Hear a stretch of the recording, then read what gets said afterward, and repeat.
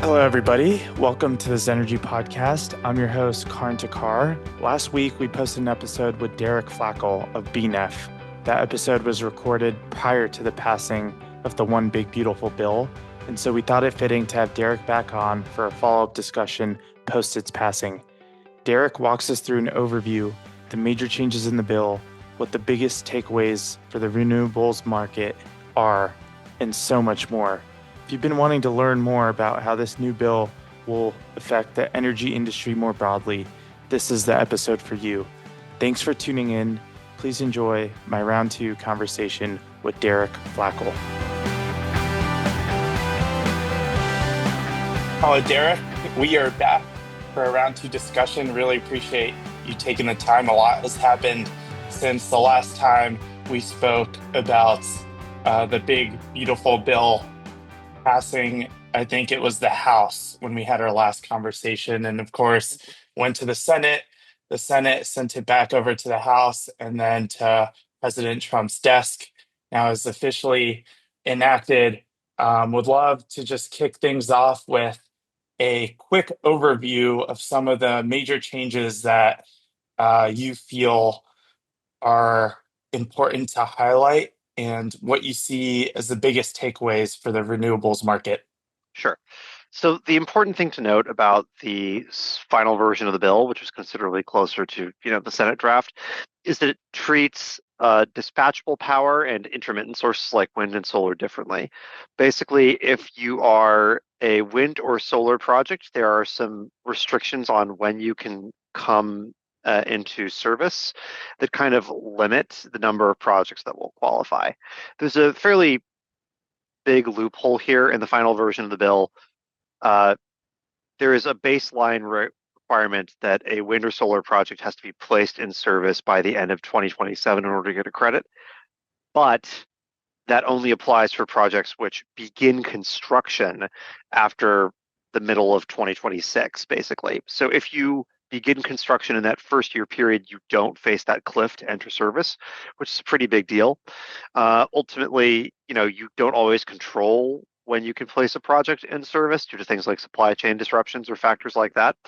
So it's just considerably smoother and more advantageous to use a beginning of construction deadline, which you can meet by putting down 5% of your expected capital expenditure, contracting for certain manufactured parts for your project specifically, and so forth.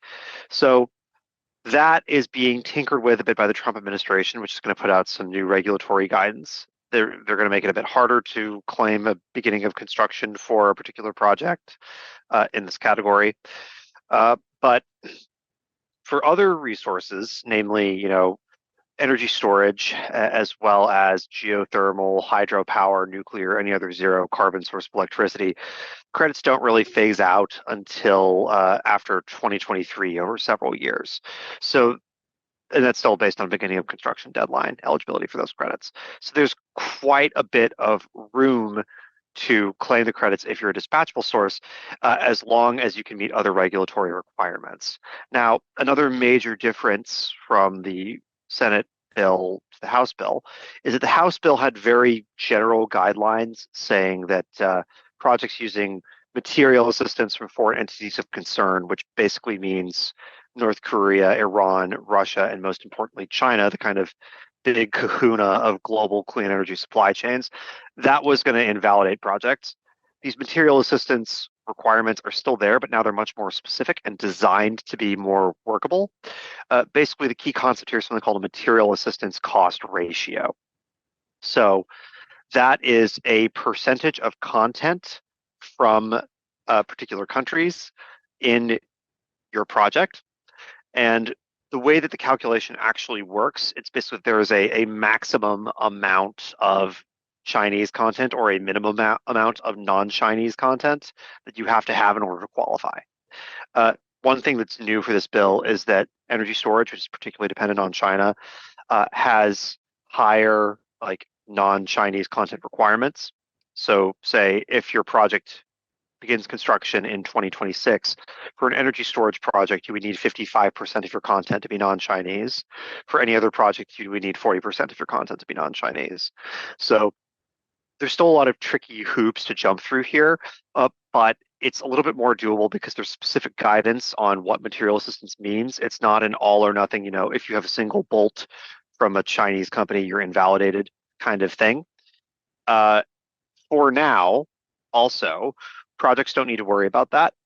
If they begin construction in 2026 or afterwards, they do. And this is where things get a bit tricky again. So the key problem with regulations like this is that if they're not sufficiently clear, nobody's going to try and claim the tax credits because they can't be sure that they will get money from the government instead of a giant fine for, unintentionally lying to the government. In order to guard against this possibility, to basically say to developers, you'll be safe, you can claim the credits for this like transition period. The law wrote in a series of tables saying this is how much of your project's costs can be accounted for by a particular part. So if you're an energy storage project, here is the percent of your project's cost that could be attributed to energy cells. And so that could let you know, okay, if I want to hit my 55% non-Chinese cost threshold, this is the exact combination of parts that I can acquire that like are non-Chinese and add up to that threshold. The problem is there's a loophole in the bill that says when the Treasury Department issues new regulations, those will supersede what we've written in the law.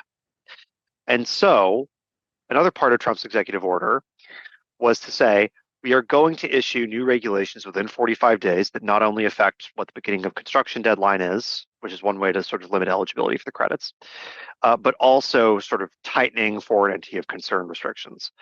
And so given the stated intent of this executive order is to phase out the credits, there could be, and probably will be, considerably more restrictive rules, and possibly even ones that are designed to be very difficult to comply with and to demonstrate, because that creates business risk and would be a way of sort of quietly phasing out the credits without overtly doing so.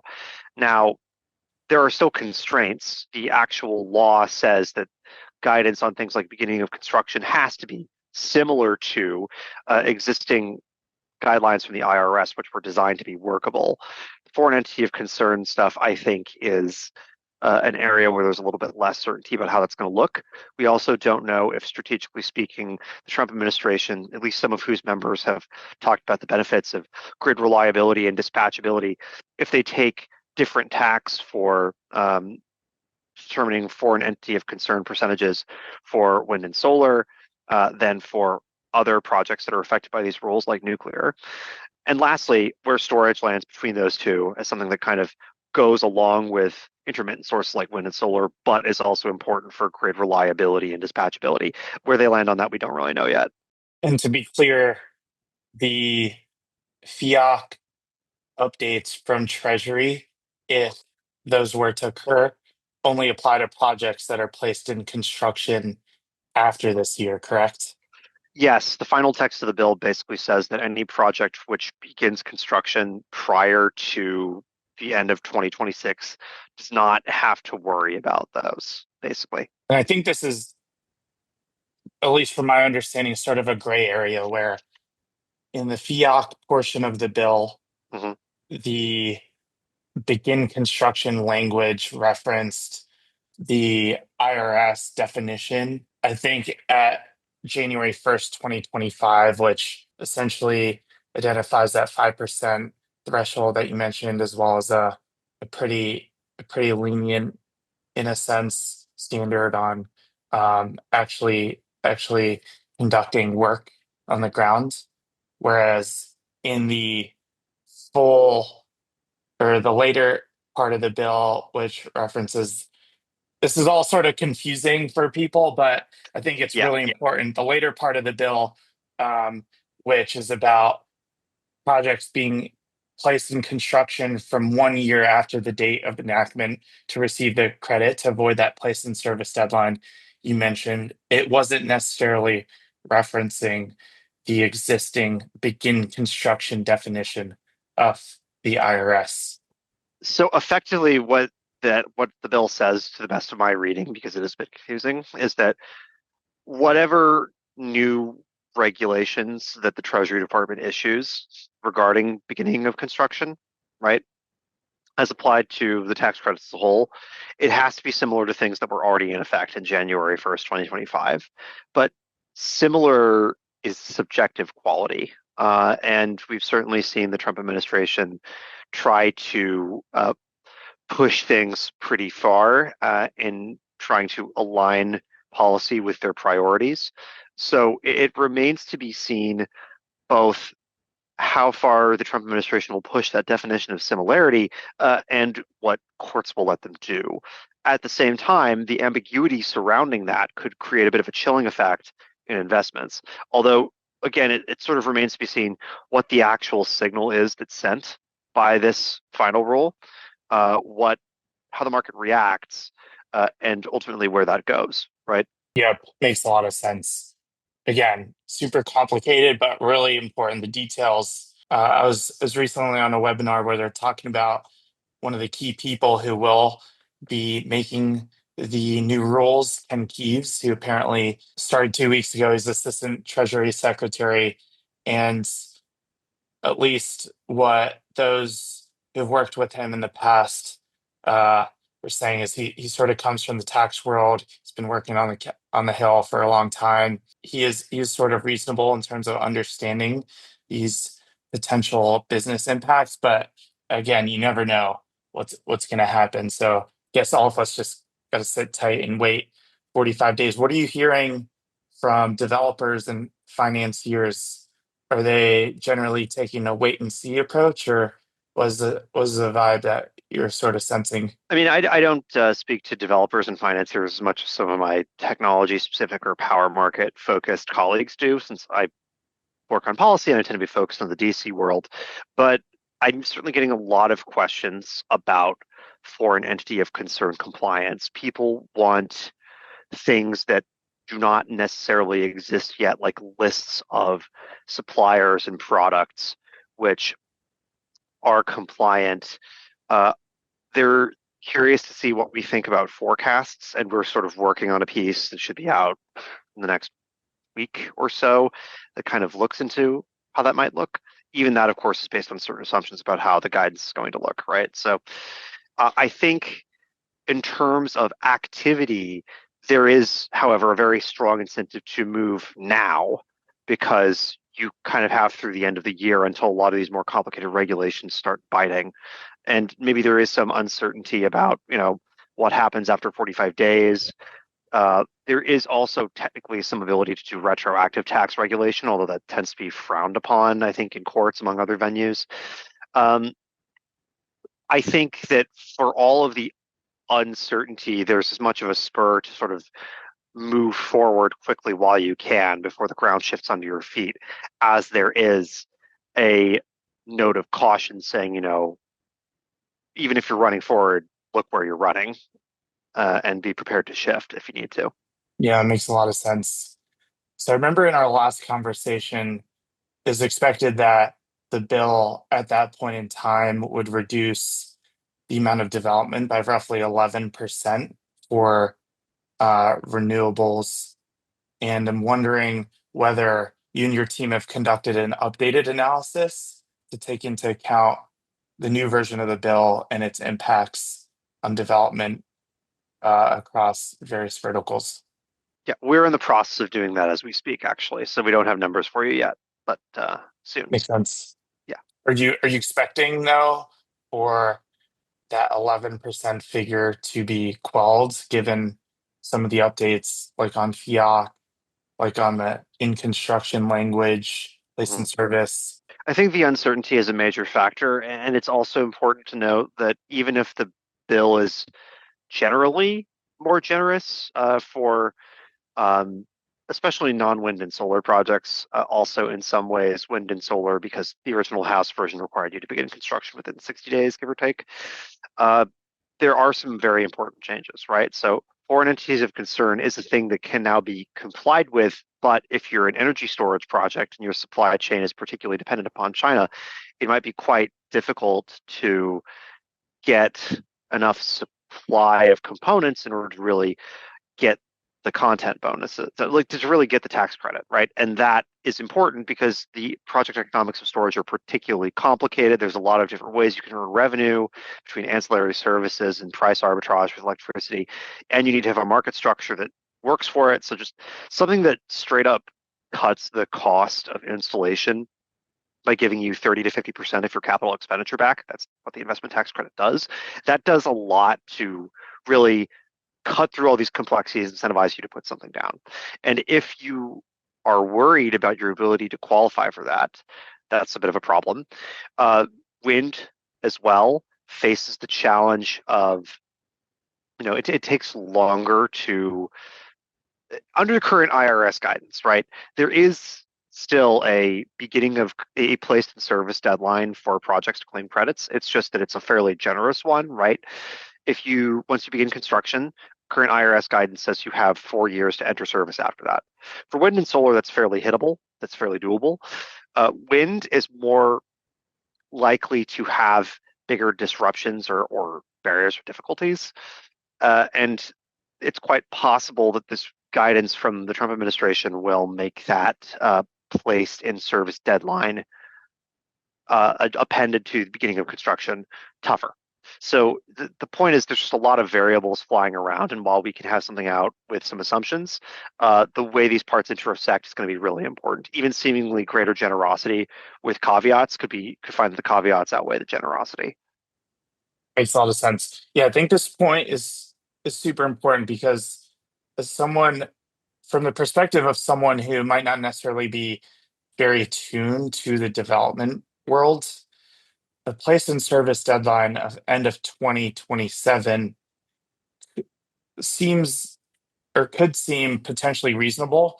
Can you talk a little bit about why, for example, wind projects, but also solar projects might have difficulty in terms of meeting those deadlines, and like which areas within solar, for example, do you foresee it impacting the most, that place in service deadline? Right.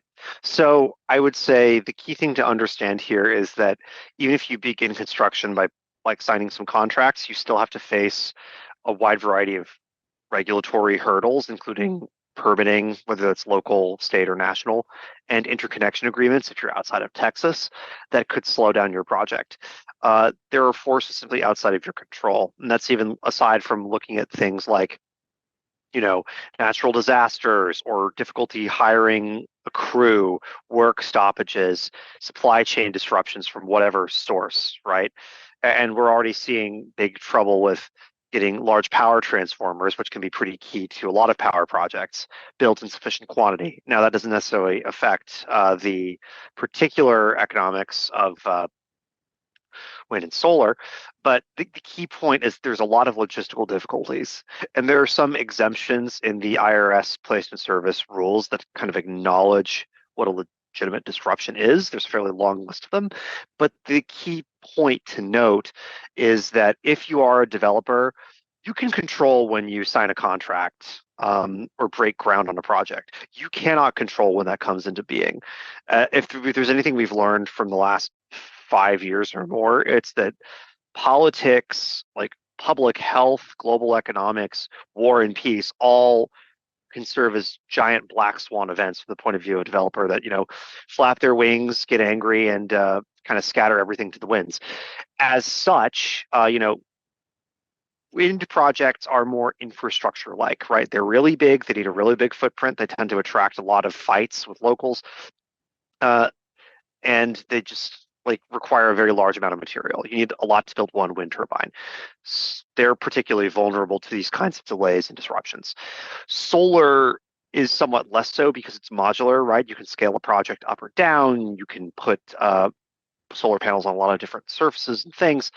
Nevertheless, right, let's say that you are considering building on some of the richest lands in the US for solar resources, like the Southwest. A lot of that stuff is federal land. And another thing that Trump's executive order said is that we're going to take another look at the federal leasing and permitting process for wind and solar on those lands. So if you are facing the possibility of, a less helpful federal administration, extended litigation, changing regulatory environments, that creates potentially, financing risk, for example, or operational risk that could put you over the deadline, even in a solar project. Want to hear your take on some lessons learned. I'm sure you're still probably processing all that's occurred over the past couple of weeks, but are there any policy or even political lessons that you feel particularly resonate just as you have observed this process unfold? Mm.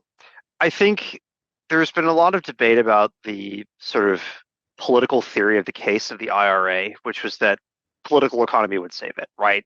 If you built a bunch of factories that employed people and you built a bunch of, you know, big energy storage or energy generation facilities that like helped local tax bases in rural areas, you would see some defense of it in the Republican Party.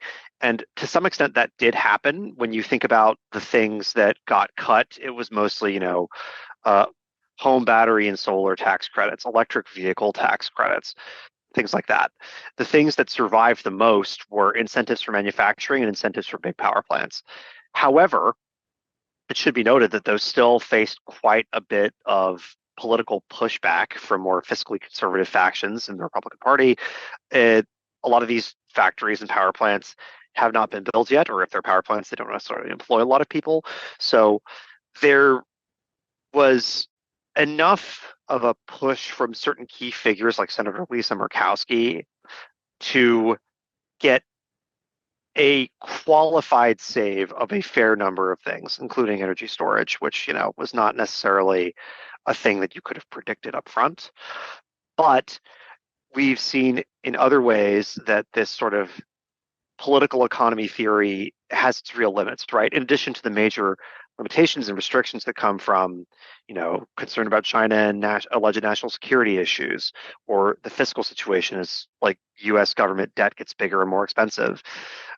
We did not see the simple fact that electric vehicle tax credits with huge domestic content incentives for U.S. made batteries, U.S. factories, the U.S. automakers who are a very powerful lobby, like those incentives did not survive because the perception was this was a giveaway to rich urban consumers who like electric vehicles, even though buried within that demand side incentive for consumers was a lot of industrial policy, was a lot of incentive for U.S. factory employment. And so I think looking at the political narratives, the cross pressures, the outside constraints on this idea that, a green industrial policy approach is politically winning is really wise and important. And so frankly, as I think the, price and expense theory of everything, right? In an election that was won on complaining about inflation, what we are basically seeing is a bill that is going to transfer the costs of new electricity build from the federal government, where people don't feel it directly, to their power bills, where they very much do. And so I think that just speaks to the fact that when something is big and complicated enough, the politics and who benefits and who should come out to defend it are just not always as obvious as they should be. And this is, of course, also in the context of like a big bill with a lot of different moving parts. And for a lot of people, things like Medicaid or food assistance are going to be much more material to their lives and attract much more controversy. They're much easier to understand than stuff like this, which, as important as energy is economically, for most people conceptually, it's not the center of their universe. And so doing a better job of translating real world day-to-day impacts on people's lives is going to be an important thing for people who are interested in the energy system moving forward. Very well said. Thank you so much, Derrick, for coming on the podcast again and giving us these important updates. Really appreciate you taking the time. Glad to be here, Karan. Thanks for the opportunity. Thanks. Thanks so much for checking out the Zenergy Podcast. If you enjoyed today's episode, please take a moment to rate and subscribe to the podcast.